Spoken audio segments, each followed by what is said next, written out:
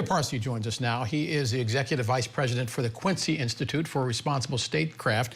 Trita, thanks for being with us. How does the rest of the world see the red carpet being rolled out for MBS? Well, I think at this point, most of the world is already dealing with Saudi Arabia. They're dealing with MBS. In much of the world, he's already been normalized. I don't think there is a tremendous amount of surprise that the United States will roll out the red carpet for him, particularly not by the Trump administration. But let's also be clear, even though the Biden administration didn't roll out that red carpet for him, they went to great lengths offering Saudi Arabia concessions in the hope of bringing Saudi Arabia into the Abraham Accord, including talk about a security pact that appears to have been stronger than the one that Trump is now offering, and nuclear collaboration. So we've already seen this normalization process taking place not only in the U.S., but outside of the United States and also by the previous administration. For those that do not follow statecraft as closely as you do, if you would describe why this is important. Is it the money? Because it's not just Jamal Khashoggi, it is also the September 11th terrorist attacks. Most of those who flew planes into the World Trade Center and also the Pentagon and crashed that plane into Shanksville, Pennsylvania, were Saudi nationals. Certainly, and I think there's a lot of justified anger in American society that this is one of many issues in which the United States government itself has not been fully honest and transparent with the American people and sharing what they know actually happened. There's much that indicates that the Saudi role in this was far greater than what has publicly been acknowledged, and that nothing has really been done in order to rectify what the Saudis did at the time.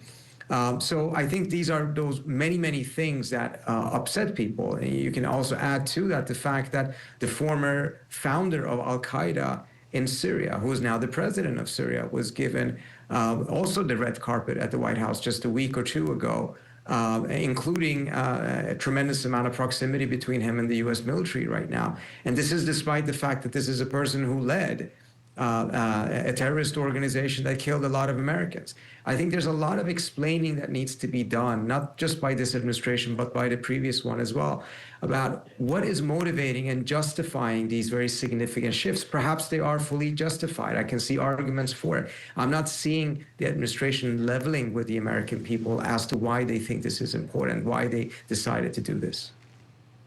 Is this about the possibility of another Trump Tower, this one in Saudi Arabia? I believe that there are two on the drawing board. We also saw that high-profile image of what the president thought that the Gaza territory should look like after the Palestinians, in his words, were moved out.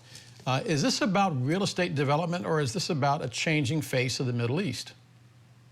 I think it's about many different things. There always appears to be an element of personal business in the picture. Is it a driver of it? I doubt that it is a driver, but it's clearly an important aspect of it. But the face of the Middle East is changing. And the faces of the Middle East is also changing in ways that perhaps is somewhat surprising to people. You have now in the region certain GCC states, Gulf Cooperation Council states, that are showing far greater agency and initiative than they did in the past. Whereas in the past, they were reacting to U.S. policies, they were very dependent on the United States. They are increasingly moving towards a more independent position in which they're taking initiatives, showing agency vis-a-vis the United States, and are trying to shape U.S. policy rather than just reacting to it. That, in some ways, could actually be quite positive for the United States. If these countries take on the responsibility for regional security themselves, instead of relying too heavily on the United States, instead of pushing the United States, as they have done in the past, to constantly have a strong military presence in the region, then actually that could be quite good for the region and for the United States, and allow the United States to have its troops come back home without necessarily creating a vacuum and instability. But there's no guarantee that it will go in that direction. But what we are seeing, however, is that the power dynamics between the United States and Saudi Arabia and the GCC as a whole is really changing. Trita, 30 seconds left. Jamal Khashoggi's wife, describing that transactional relationship that you're describing as blood money. Do you agree? I think that unfortunately there is a reality that that is how foreign policy is being conducted. I think the difference is that it is now much more blatant and without that veneer of moral justification as we would have it before. This was done by previous administrations as well. It was just packaged differently. I don't see a dramatic shift in the manner that the U.S. is doing things. It is perhaps more exaggerated, certainly more blatant, but not dramatic shift. Trita Parsi with the Quincy Institute for Responsible Statecraft. Trita, as always, thanks for being with us. Thank you.